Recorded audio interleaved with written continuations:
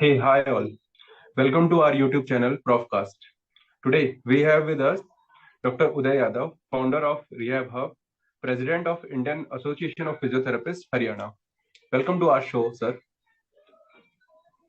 Thank you, Ketan ji. Thank you very much. Sir, it will be great if you give a little introduction about yourself to our viewers. Ketan ji, myself, Dr. Uday Yadav. I am physiotherapist with 16 years of experience in the field.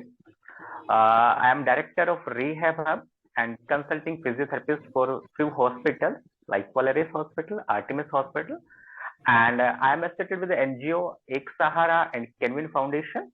I am associated with few MNCs also, and I take guest lectures in a few universities, GD Goenka, KR Mangalam, and I am speaker also in few colleges and take some workshops and seminars just for knowledge. Great sir. Sir, जैसे कि हमने देखा है, बहुत myth है इस profession के बारे में, फिजियोथेरेपी के बारे में. लोग सोचते हैं कि हम फिजियोथेरेपी कराएंगे तो हमारी प्रॉब्लम और ज्यादा बढ़ जाएगी और मेडिकेशंस फिर हमें काम नहीं करेगी. और कुछ प्रॉब्लम्स अभी हम देख रहे हैं सोसाइटी में, कई सारे प्रोफेशनल्स आ गए हैं जो क्लेम कर रहे हैं अपने अपने आप को एज अ फिजियोथेरेपिस्ट. तो मेरे व्यूअर्स या फिर जनरल ऑडियंस कैसे पहचाने कि वो जो जिस प्रोफेशनल से सर्विसेज ले रहे हैं वो एक एक्चुअल में करेक्ट पर्सन है और सही फिजियोथेरेपिस्ट है. तो इस पे कुछ बताना चाहेंगे सर? केतन जी, मैं जो समझ पा रहा हूँ आपके दो क्वेश्चंस हैं. फर्स्ट क्वेश्चन जो आपका है कि कुछ मिथ है फिजियोथेरेपी के रिगार्ड कि एक बार फिजियोथेरेपी लेना स्टार्ट कर दिया तो उसके बाद दूसरी मेडिकेशन काम नहीं करेगी. मैं सबसे पहले तो कहूंगा कि फिजियोथेरेपी में हम कोई मेडिकेशन नहीं देते हैं.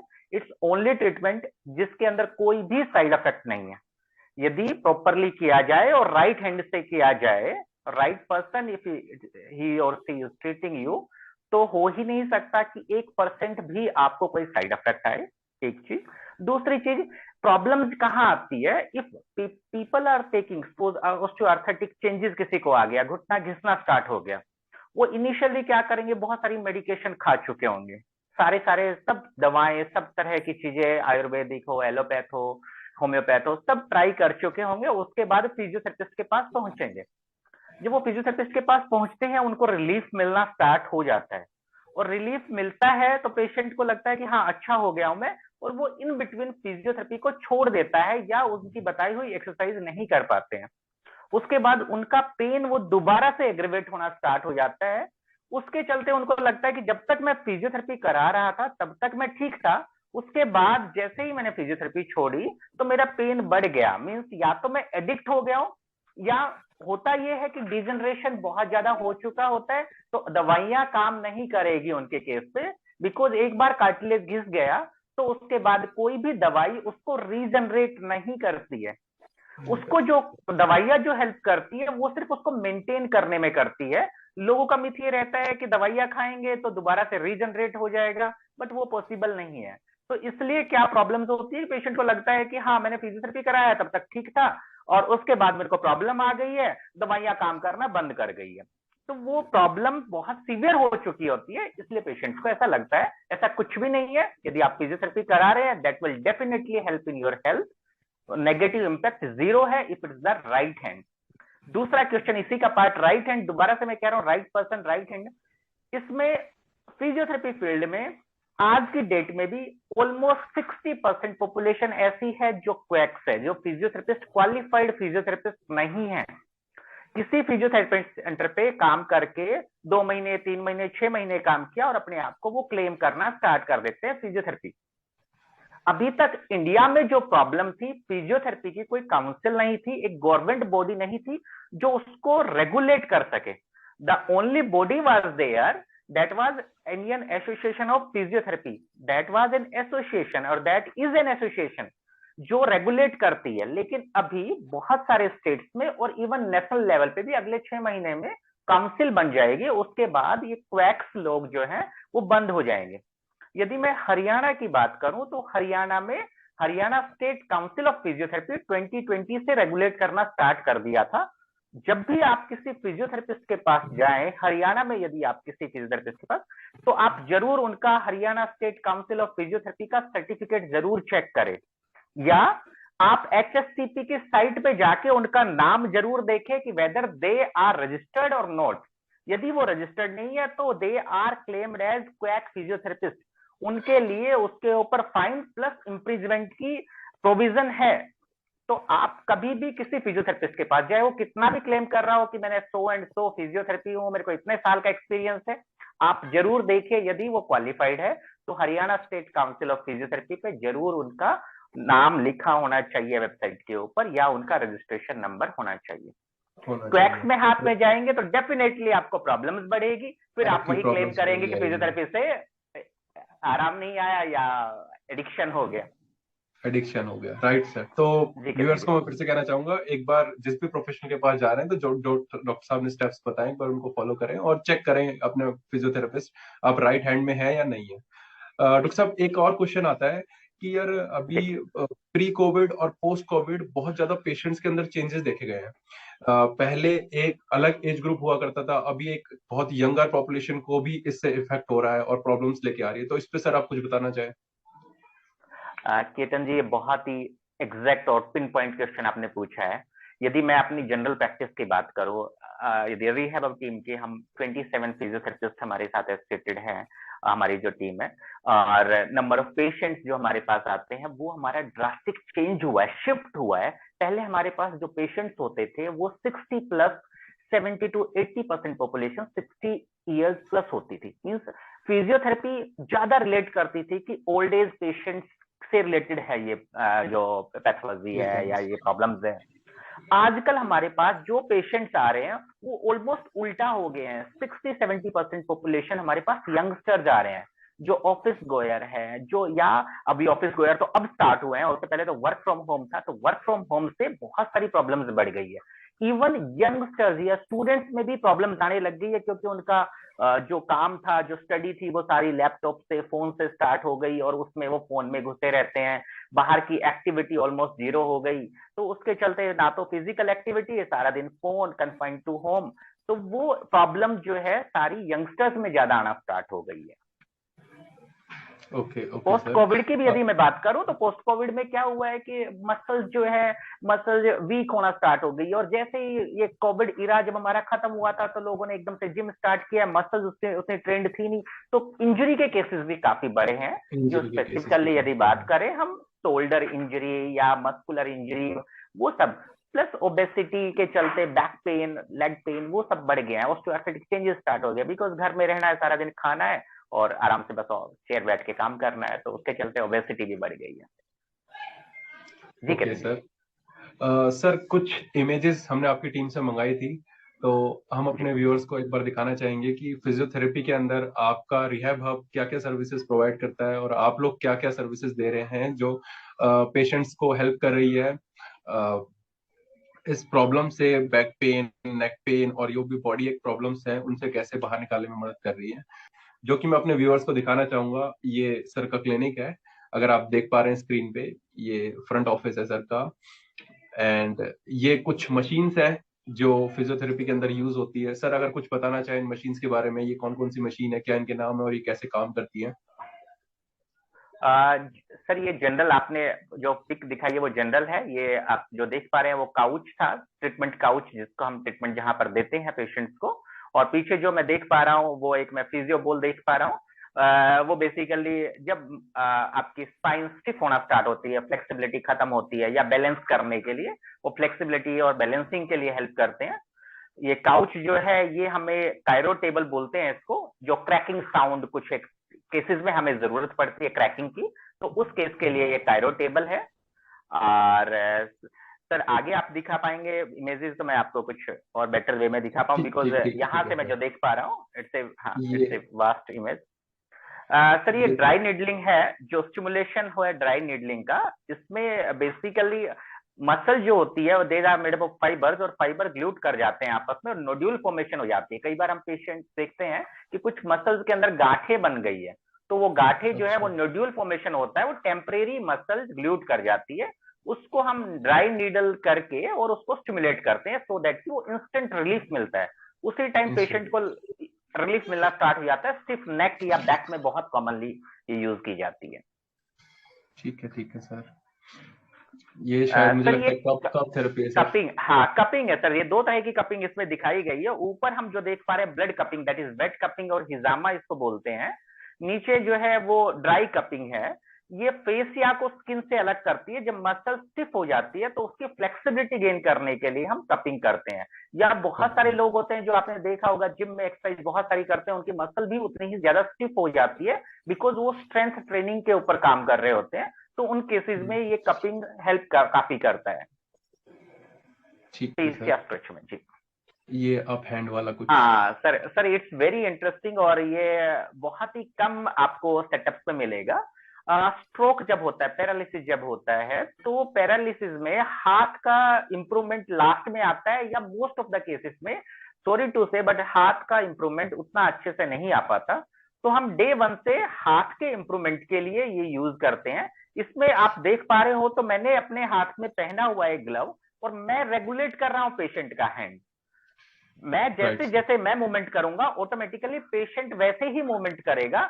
Means I can regulate the other patient hand. तो वो पेशेंट की एक्टिविटी जो है वो जल्दी आ जाती है उससे। Great sir. It's robotic hand, it's called as robotic hand और robotic robotic glove. Hand sir. ये इसकी सेकंड इमेज है जो आपकी टीम ने हमें भेजी थी। ये अगेन आप ये रेगुलेट कर रहे हैं मूवमेंट को अपने पेशेंट की। जी सर, इट्स, हाँ it's very effective. Very effective it's a in the very new cases of technology जी। New technology. ओके। ये सर आपका फ्रंट ऑफिस है शायद। जी जी सर, एक कंसल्टेशन चैम्बर हमारे। ओके। ये मैंने बताया सर, फिजियो बोल्स और एक्सरसाइज से। ये सीपीएम होता है सर। ये होता है जब पोस्ट, हम जो पहले इमेज, ये सीपीएम होता है, इसको हम कॉन्टिन्यूस पैसिव मूवमेंट बोलते हैं। जब नी रिप्लेसमेंट के बाद पेशेंट का घुटना मुड़ता नहीं है तो हम इसके ऊपर पेशेंट को का घुटना जो है फिक्स कर देते हैं। ये ऑटोमेटिकली एक इसमें गाइडेड होता है, जितना हम फ्लेक्स करना चाहे उतना घुटना पेशेंट का ऑटोमेटिकली मुड़ जाता है। पेशेंट को तकलीफ भी नहीं होती और पेशेंट अपने आप से रेगुलेट कर सकता है उसको। रेगुलेट कर सकता है उसको। Right sir.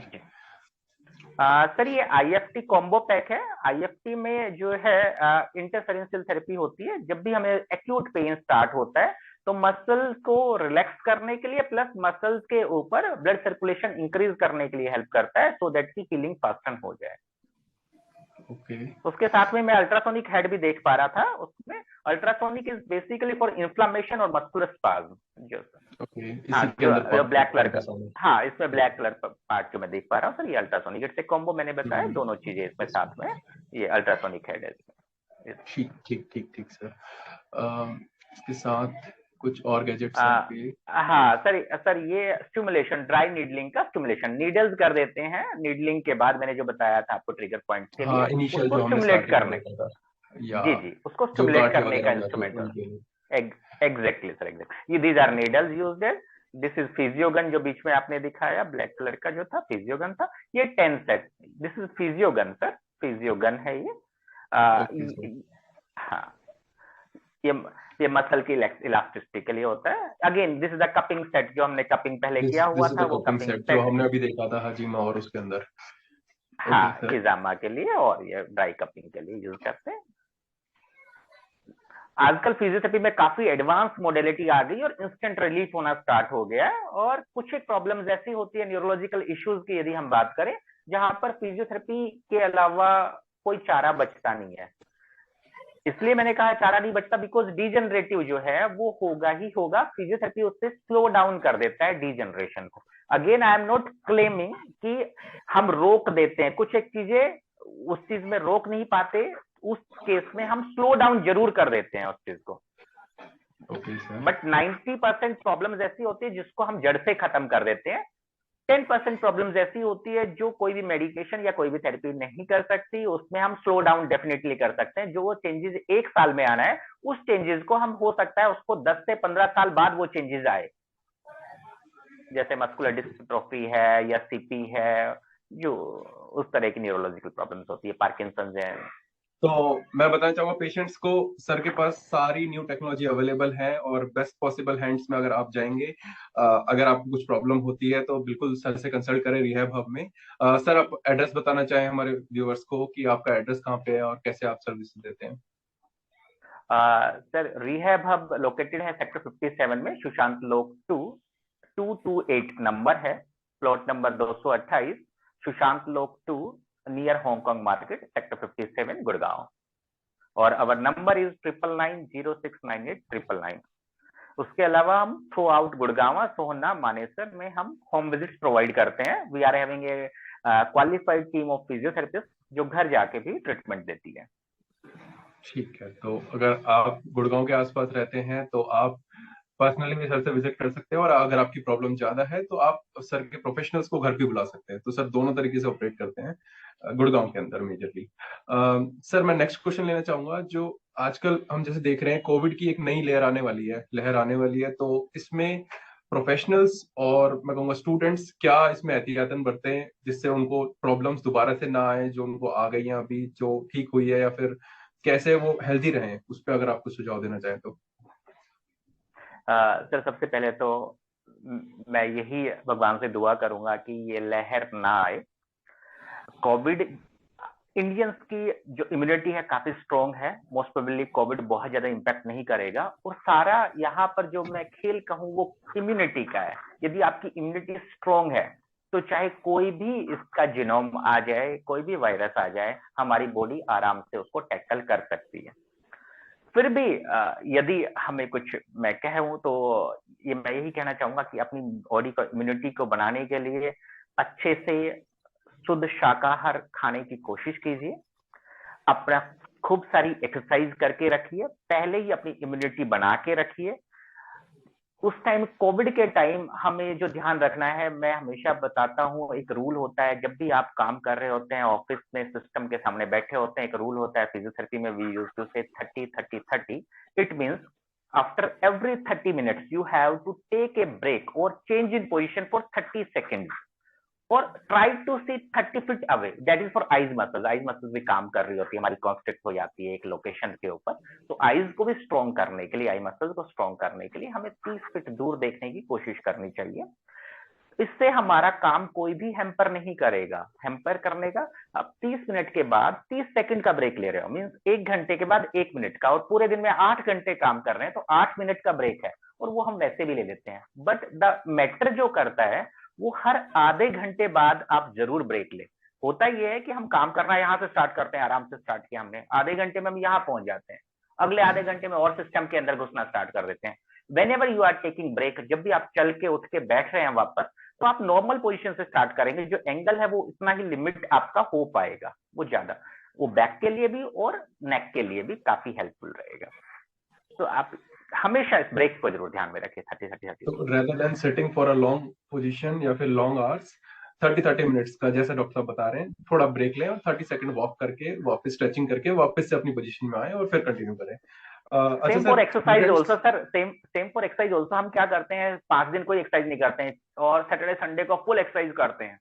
वो नहीं करना है। आप कंसिस्टेंटली एक्सरसाइज कीजिए, आप चाहे 10 मिनट दीजिए, बट वो रेगुलर रखिए। ऐसा मत करिए कि 5 दिन तो आप बहुत सारा स्टिफ कर लें और एक दिन में चाह रहे हैं कि वो सारा एकदम से स्ट्रेच हो जाए, उसमें आपकी मसल पुल होगी, लिगामेंट्स और बोन्स के ऊपर असर पड़ेगा। तो उस चीज का ध्यान रखिए। जी सर। असर पड़ेगा। तो एकदम से एक्सरसाइज भी रिकमेंडेड नहीं है, धीरे धीरे अपनी मसल की स्ट्रेंथ बढ़ा के फिर एक अप लेवल की एक्सरसाइज कर पाएंगे। इमिडिएटली एक वीक के ड्यूरेशन के बाद एकदम से इतनी सारी एक्सरसाइज ना करें जिससे आपकी प्रॉब्लम और ज्यादा बढ़ जाए। अच्छा सर, फिजियोथेरेपी पेशे के रिगार्डिंग अगर कोई स्टूडेंट इस पेशे में आना चाहता है तो क्या उसके लिए स्टेप्स हैं और कैसे आप गाइड करना चाहेंगे, और क्या क्या इसमें नेशनली और इंटरनेशनली क्या क्या इसके अंदर स्कोप अवेलेबल है बच्चों के लिए, अगर कोई आना चाहता है तो कैसे इसमें आगे बढ़े, तो उसके लिए कुछ बताएं सर। सर फिजियोथेरेपी के लिए आपके पास पीसीबी 12th क्लास में, 11th-12th में फिजिक्स, केमिस्ट्री, बायो कंपलसरी है। उसके बाद एक एग्जाम होता है जो हर स्टेट लेवल पे होता है, और यूनिवर्सिटी के अलग से भी एग्जाम होते हैं, तो वो एग्जाम क्लियर करना होता है। उसके बाद आपको 4.5 ईयर्स का कोर्स होता है, 4.5 साल आपको करना होता है फिजियोथेरेपी। 2 साल का कुछ लोग डिप्लोमा करने की कोशिश कर रहे हो, या ये है तो मैं आपको बता दूं वो सब फेक है, क्वैक्स है, वो चीजें ना करें, फंस के खड़े हो जाएंगे। डिप्लोमा कोई भी कोर्स नहीं होता, ना ही इसमें कोई डिस्टेंस एजुकेशन कोर्स होता है। कुछ लोग क्लेम करते हैं डिस्टेंस से हो जाएगा, आपको कभी भी काउंसिल रजिस्ट्रेशन नहीं करेगा। आप ध्यान रखिए, बीच में आप डिग्री होने के बावजूद भी प्रैक्टिस नहीं कर पाएंगे, इस चीज का जरूर ध्यान रखिए। 4.5 साल का कोर्स जो होता है उसमें 6 महीने की कंपलसरी इंटर्नशिप होती है लास्ट में, वो आपको किसी 200+ बेडेड हॉस्पिटल में आपको करनी होती है। उसके बाद आप चाहे तो स्पेशलाइज्ड फील्ड में मास्टर्स कर सकते हैं। मास्टर्स के लिए फील्ड जो होता है वो ऑर्थो, न्यूरो, कार्डियोपल्मरी, स्पोर्ट्स, रिहेबिलिटेशन और गायनेक होता है।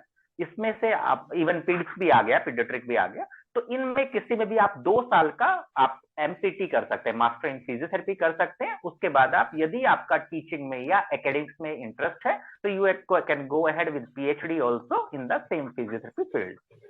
स्कोप्स की बात करें तो मैं ये कहूंगा कि स्कोप्स इसका दिनों दिन बढ़ता जा रहा है। यदि एक बच्चा जब जन्म लेता है, या मैं कहूं बच्चा जन्म लेता है क्या, उससे पहले जब वो माँ के गर्भ में होता है, उस टाइम से फिजियोथेरेपी का रोल स्टार्ट हो जाता है।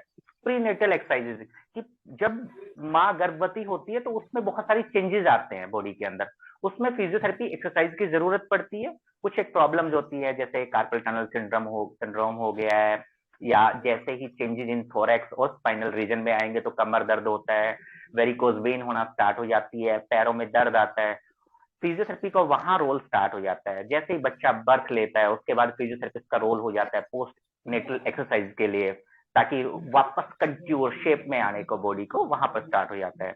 कुछ बच्चे होते हैं जिनका डिलेड माइलस्टोन होता है, गर्दन गिरी हुई रहती है, बाद में बोलना स्टार्ट करते हैं, बाद में बैठना स्टार्ट करते हैं, चलना डिलेड हो जाता है, या कुछ एक प्रॉब्लम होती है, ऑटिज्म हो गया, सेरेब्रल पैल्सी हो गया, उसके चलते बच्चों को लॉन्ग टर्म फिजियोथेरेपी की जरूरत पड़ती है।